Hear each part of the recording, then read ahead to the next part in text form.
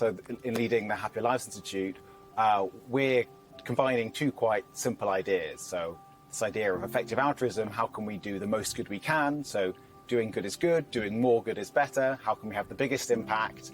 And that's a question both for policymakers and also for philanthropists. So if you wanted to get out your checkbook and are asking the question, how can I most effectively make other people happier? What's the most effective way I can improve the lives of others? Well, what would you do? And we don't really have an answer to that question. So some people have been thinking about this idea of effective altruism. What's how can we do the most good with our resources?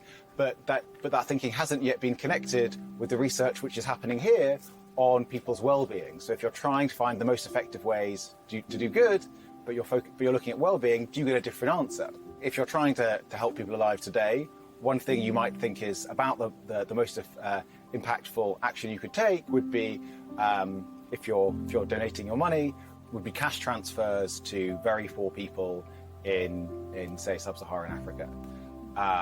And this is it's a well-known, it's a well-studied, it's a well-liked intervention, and it's known to be effective. Another intervention which is not known to be effective would be treating people's mental health. And if you're thinking, what's the most effective way to help people alive at the moment? Lots of people think, okay, we should alleviate we should alleviate poverty for those in extreme poverty, but few people would think, no, mental health is the priority.